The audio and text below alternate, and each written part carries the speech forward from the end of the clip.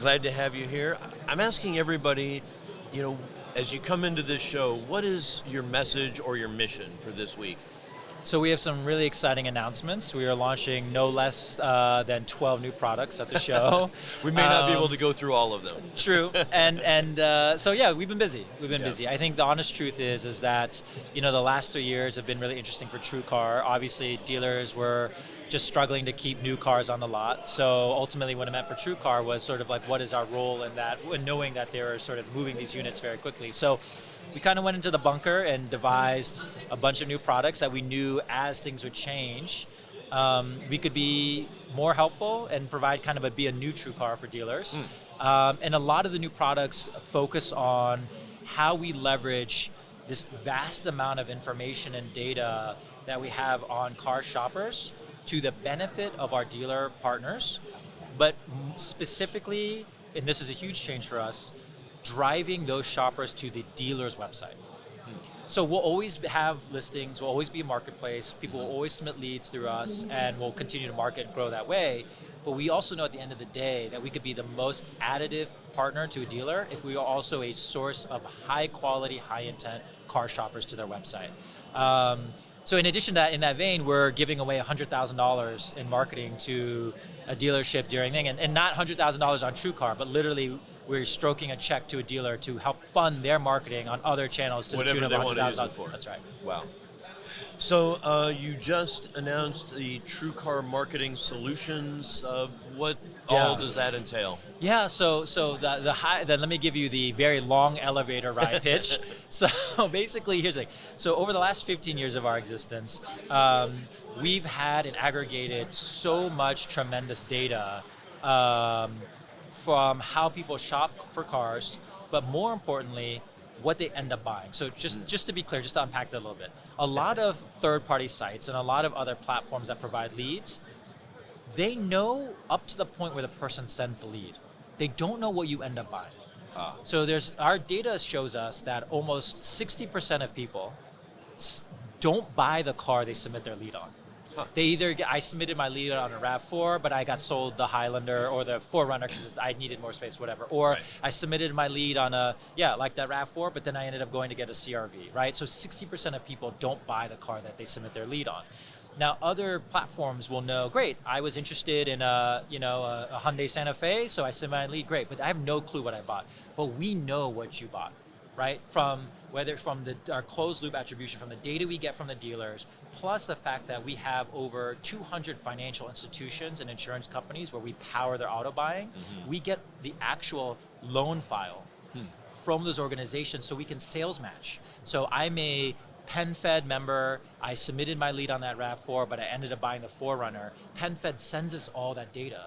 So that's the key difference. So all of this TrueCar Marketing Solutions products are driven by the fact that we know probability-wise what someone would be really interested in buying. And listen, if a dealer, every time it's like a drinking game. If a dealer took a shot every time they heard the words first-party data, they'd all be drunk all the time. So I get it, and I'm empathetic to that. But the main difference is the fact that we know what people ultimately buy, and therefore the probability that when you submit your lead on something or you're shopping for a car, that what car you're actually going to buy. Interesting. Yeah. So this feels like the first big new product launch since TrueCar's restructuring. Yeah. Do you feel like the company, are you back on your feet and growing again, or stable? Yeah. What's the way to think about it? So it's interesting. So I would say this. So over time, like a lot of things, as the company expanded and grew quite quickly, you take on and you decide, I guess the way to put it is like you chase a shiny object, you do this, you do that. And I think really the last year has been about us focusing on what are the actual critical products and services that we can focus on that will provide true, measurable, incremental value to the dealer. So I've been at TrueCar now for a little bit more than a year. I feel like I've probably spent more time on the road than at home. So my wife is a saint because we have a 2-year-old. So Right. I'm very lucky. Right.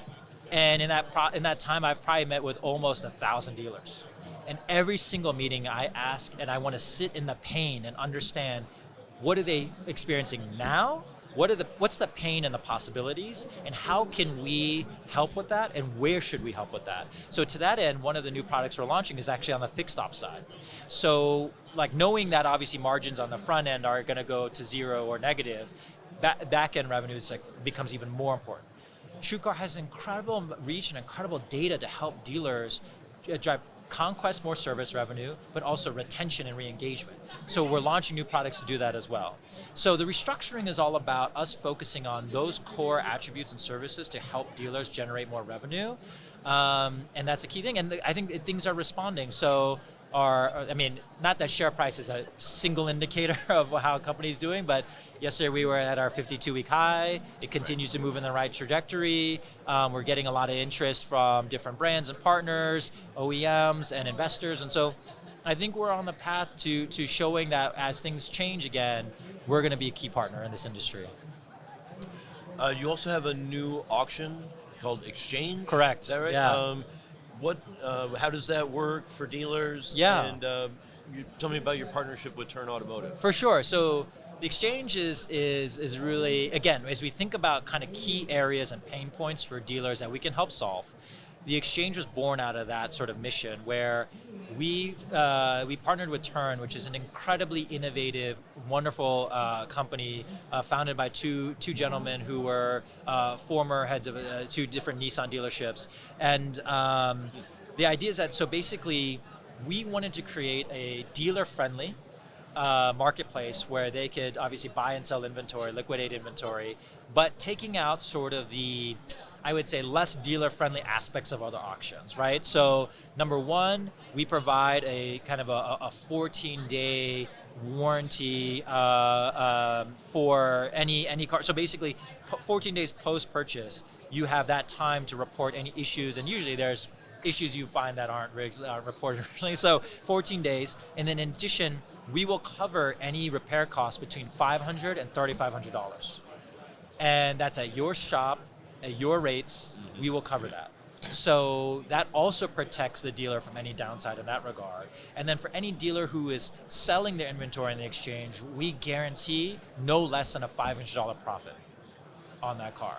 So the idea is that ultimately it's less about it being a quote-unquote money maker for us, but more about a platform to help facilitate dealer-to-dealer exchange as another perk or benefit of being a TrueCar certified dealer.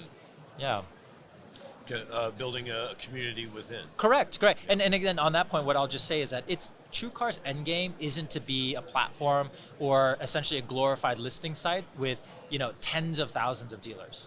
Our end game and goal is to have the right dealers, the right amount of dealers for our customer base, for our affinity partners like Sam's Club, American Express, Navy Federal, AAA, and Geico, and those folks, to have the right dealers for those, or the right dealers for those members to ensure a level of quality control, a great experience, and ultimately providing really good value to a TrueCar certified dealer versus just trying to get every dealer on the platform. And the Exchange is indicative of that goal. Given all your data and insights into consumer behavior, I'm wondering what you make of the slowing growth of EV sales. So it's actually really funny. So a lot of people don't know this, but TrueCar actually we over-index on EV sales relative to the industry average. Why is that? So a couple reasons. So number one, 68% of all EV inventory in the country is on TrueCar. That's number one. Number two, I will say some amazing programs that we have where I would like to think that anyone who really gets to know TrueCar will understand that we are no longer your traditional third party. In the sense that, and this is a perfect example with EVs, we are the facilitator and the driver of EV car sales for Uber drivers, as an example. So case in point, Uber wants to be a zero emissions company by 2030. It's a pretty tall order in a short amount of time. Any Uber driver, when they shop for a car, they're shopping actually on TrueCar. And what happens is that if they get an EV through that, they get a check for $1,000. So on top of all the other incentives and all the other things, we write them a check for $1,000. Number two, we facilitate financing because, as many dealers know, financing for rideshare drivers is very difficult. We bring that to the table. Now it's a direct loan, so some dealers may not like that, but versus sitting on EVs, it's a better alternative. So the Uber driver comes to the dealer, check in hand, they get $1,000, and so we're helping to move inventory through programs like that. We also have direct relationships with the OEMs who provide special exclusive incentive offers through TrueCar. So right now, through American Express, you can get $4,500 off on an EQ through American Express because of our TrueCar relationship with Mercedes-Benz. Yeah. So those are all the things why we over-index on EV sales, number one. And then number two, I think at the end of the day, the TrueCar customer is a little bit more methodical. They do their research and they're looking, and I would say in general, we actually over-index for affinity for EVs. So all that is to say that all these different products, especially on the data side now, is like a lot of those products are geared and oriented towards helping dealers move more of their EVs because we can target certain audience and segments based off of that. But not only just people who are, I don't know, the obvious thing is to say, oh, like I should market my EVs to people who are interested in just buying EVs. No. You got to look at the cross shop and the whole garage data. Like most EV owners also have an ICE, but we see in our data the high overlap between certain make models of ICE vehicles and EVs. So go after those people to say, we know you have this Toyota or whatever it is in your garage, you're probably considering an EV, we should be your EV option in that regard. We have the data and information to do that. That's so that's why you over-index and how. So, but based on all of that, then, do you have any feel for what EV demand is like this year, or what 24 might hold? I mean, my feeling is that as long as prices are where they are, and as long as incentives are not as ubiquitous across multiple states, I do think you're going to have. Well, let's put it this way. Let's say there's the Tesla, and then there's everyone else, right? Yeah. So I think ultimately, the other brands outside of Tesla, I think there will continue to be headwinds as it relates to sort of sales and interest there, which I think ultimately means that they're going to have to push into more creative ways of moving those units, and whether it's through programs like that or whatever else it may be. So my sense of it is that there's going to be some continued headwinds there for sure. And I think ultimately, based on, again, those nearly 1,000 dealer meetings that I've done, like that's basically what I'm hearing from dealers out in the trenches trying to sell these units as well. Right. But that being said, I think here's the thing, I don't buy in or necessarily subscribe to the idea that consumers don't want EVs or that there isn't a real need or desire for them. I just think that there's still some really big hurdles and challenges to get comfortable with it. Range anxiety, all these other things, price point, all this type of stuff. So I'm a believer that they want it and there's interest there, but we have to make it more accessible. We have to make it something that's more compelling on price for them as well. Absolutely. Yeah. Jay Koo is the Chief Revenue Officer for TrueCar. Thanks so much for joining me today. No, thank you for having me. I really appreciate it.